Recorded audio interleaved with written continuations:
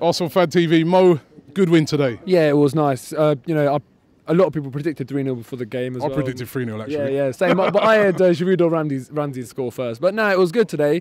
We didn't come out the blocks flying. First 20 minutes were kind of a bit of a non-event or whatever. First 15, I'd say.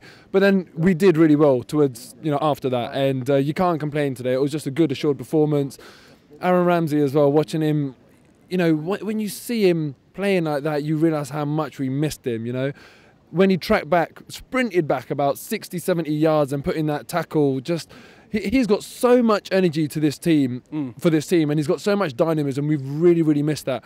I'm not saying that we'd be leading the league if he didn't get injured, but I think we'd still be in the mix right now. It'd still be mathematically possible for us. And surely he would have been like, we saw the Player of the Year last year, last night at Suarez won, but surely if Ramsey would have had a full season, he would have been involved in that. Yeah, you say that, but considering when the votes are done, he should have been Young Player of the Year anyway. I'm not begrudging Hazard. He's been brilliant this year, but Ramsey, I think, up to when the votes were done, he was up to when he got injured, he was the best player in the league. Never mind best young player in the league. He was phenomenal. And then also you get the company thing as well. We saw our two centre backs today just winning everything. They were brilliant as usual.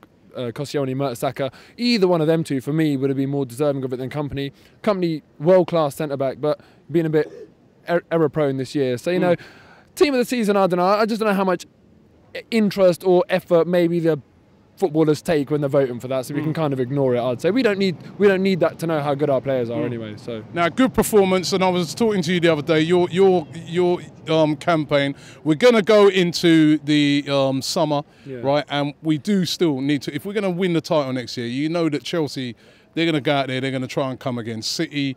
We do need to spend some money. I mean, what's your feelings of what you've been saying over the past couple of weeks? Look, someone that you interviewed just before me said that this year was our chance, and it really was. Before the season, we all said with all the managers changing, this is the year. And up to January, it was all going to plan, and we were all sitting there, all thinking we need to strengthen. We knew the areas that needed to be strengthened, and it just didn't happen. And I know, like you've made the point as well. Who could you have got in January?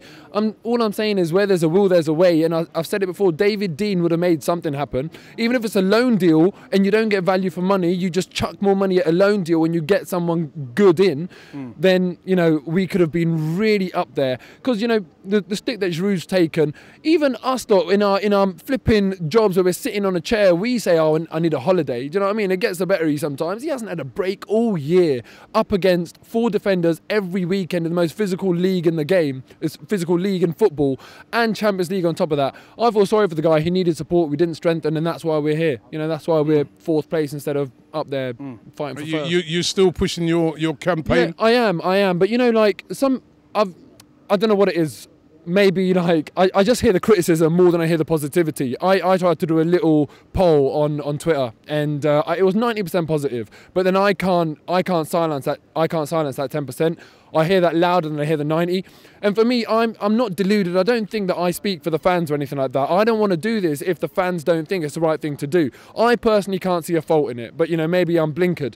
There's some people that have come up with certain good reasons as to why it's not the right thing to do. For example, the timing of it. But all I'd say is the timing of it, we have to do it then, because that's the last game before the transfer window. It's simple logic. If we do it at Emirates Cup, like some people have suggested, it's too late. By that point, World Cup's finished. A lot of players are going to be moving at sky-high prices. We want to do our business early. That's what I said at the start. Well, my first ever interview with you. It's all about you doing your business early and giving yourself leverage when you're negotiating.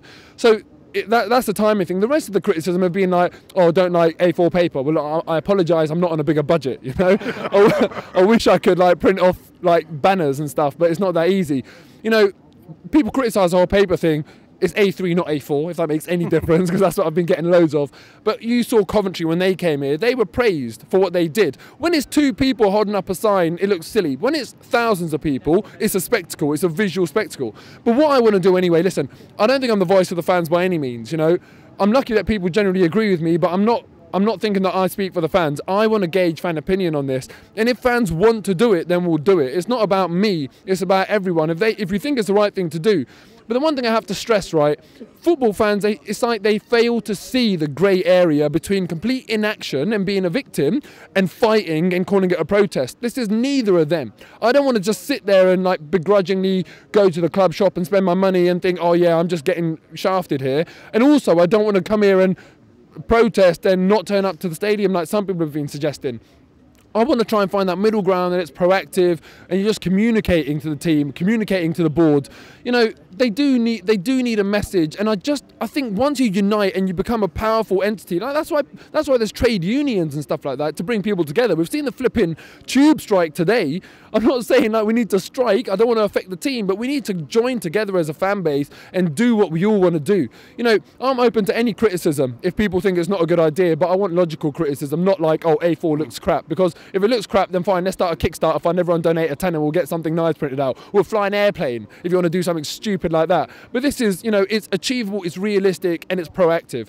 But look, you know, I'll try my best to gauge fan opinion, and, you know, heavy hitters like you, chilling with people like Righty, you can help me out. You know, you can put it out there for me. You can see whether people should be doing it. In fact, you tell me, what do you think? What's your opinion? I'm going to put you on the spot.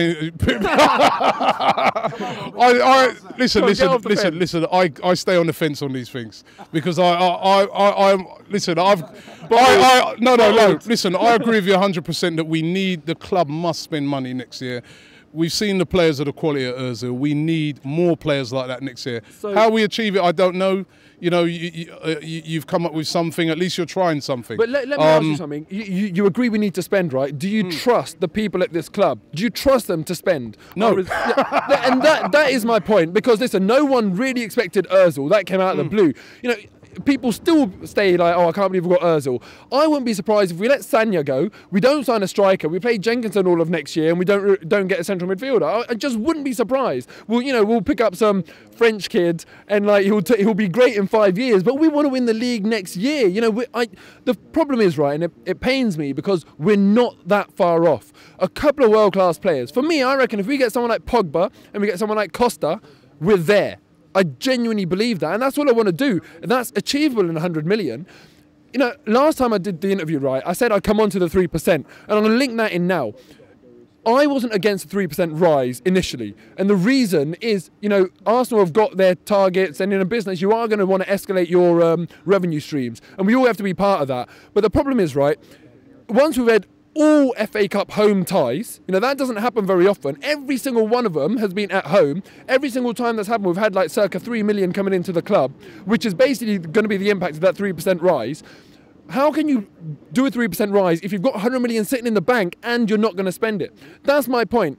I don't mind the 3% rise if we spend our resources for the fans, but if you're not going to spend the resources, don't put the 3% on the fans. It's got to be one or the other. Don't take the money from the fans for the sake of taking the money. Take it if you're going to show the ambition that all of us want. Simple as that.